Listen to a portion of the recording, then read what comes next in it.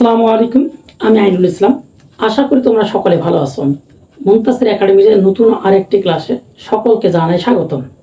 আজকের এই ক্লাসে আমি তোমাদের মাঝে যে অঙ্কটি নিয়ে এসেছি সেটা হচ্ছে 9.2 এর 20 নম্বর অঙ্কটি। 20 নম্বর অঙ্কটি কি বলছে আমাদের? তোমরা বই দেখো, সমাধান করতে বলছে। সমাধান করা হচ্ছে cos a minus sin a by cos a plus sin a equal to √3 minus 1 by √3 plus 1।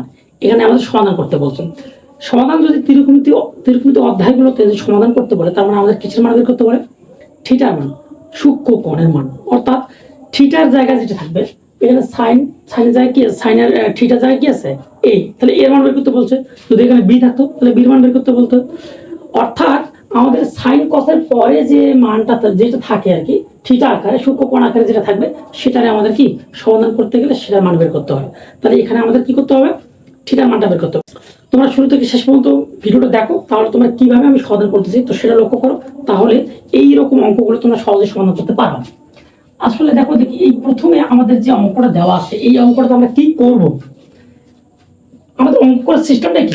আস্তে আস্তে শুরু করা। যে কোনো অঙ্ক করতে গেলে আস্তে শুরু করে না। এই অঙ্কটা আমরা কিভাবে শুরু করতে পারি? এই অঙ্কটা যদি আমরা দেখো যোজন বিয়োজন করে, তাহলে কিন্তু কি সাইন কস বা কস সাইন এলে কি কাটা যায়, ঠিক আছে? প্লাস মাইনাস যেহেতু আছে, তাহলে আমরা কি যোজন বিয়োজন করি। তাহলে যোজন বিয়োজন করো। তাহলে আমরা যোজন বিয়োজনের সিস্টেমটা কি? উপরেরটা স্থির থাকে, নিচেরটা কি একবার যোগ হবে, আর কি আবার উপরেরটা স্থির থাকবে, নিচেরটা কি হবে? বিয়োগ হবে। যোজন বিয়োজনের সিস্টেম। তাহলে আমরা উপরেরটা স্থির লিখলাম, তো উপরেরটা কি আছে? কস এ মাইনাস কত সাইন এ প্লাস যোজন করতেছি, তাহলে নিচেরটা যোগ হয়ে যাবে। তাহলে কি হলো? cos a প্লাস কত sin a। এই যে আমাদের যে রাইটে দিলাম, আবার উপরটা স্থির, উপরটা কি যেটা আছে সেটাই কি cos a মাইনাস কত sin a মাইনাস নিচেরটা। তাহলে যেহেতু দুইটাতে কি প্লাস আছে, তাহলে মাইনাস এর প্লাসে কি মাইনাস হয়ে যাবে, দুইটা মাইনাস হয়ে যাবে। তাহলে cos a মাইনাস কত sin a, okay, equal to same. এই পাশেরটাও সেম হবে। তাহলে কি হবে? উপরটা স্থির, √3 - 1 প্লাস নিচেরটা প্লাস হয়ে যাবে কি √3 + 1।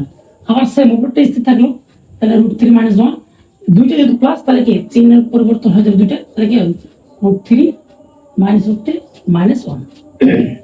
আচ্ছা, এখন আমাদের কাজটা কি, যে ভিন্ন চিহ্নগুলো কি হয়ে যাবে? কাটা যাবে। তাহলে এখানে মাইনাস কি সাইন আছে, আর এখানে কি প্লাস আছে, তাই এটা কি কাটা। ওকে, তারপর কি দেখো দেখি, তাহলে এখানে আমাদের প্লাস কস আছে আর মাইনাস কস, তাহলে কি কাটা গেল। তারপর এখানে কি দেখো তো, এখানে আছে কি এই -1 + 1 কাটা, -√3 + √3 কাটা। তাহলে উপরে আমাদের থাকলো কি, উপরে থাকলো কি একটা কস আর একটা কস, কাটা হলো 2 cos a বাই মাইনাস একটা সাইন, মাইনাস একটা সাইন, তাই হলো -2 sin ইকুয়াল টু, এখানে লক্ষ্য করো একটা √3 আর একটা √3 কাটা হলো দুইটা √3, আর নিচে কি হলো -1 - 1, তাহলে কি হলো -2। তাহলে এখন আমরা কাটি, এই 2 আর এই 2 কি কাটা, এই 2 আর এই 2 কি কাটা, এই মাইনাস কি, বুঝতে পারছো? তাহলে থাকলোটা কি আমাদের cos sin, cos sin মানে কি cot, ইকুয়াল টু এখানে কি থাকলো শুধু √3।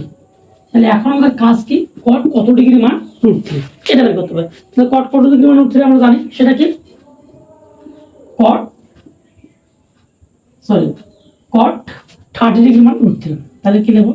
cot 30 ডিগ্রি মান √3। তাহলে এখানে আমাদের কি cot কটায় কাটা, তাহলে a = কত 30 ডিগ্রি। এটা আমাদের কি করতে বের করতে বলছে। তাহলে এটা সবই आंसर। আশা করি তোমরা অঙ্কটা বুঝতে পারছো। তো আজ এই পর্যন্ত, আগামী আরেকটা নতুন ক্লাসে তোমাদের সাথে দেখা হবে। ভালো থাকো, আল্লাহ হাফেজ।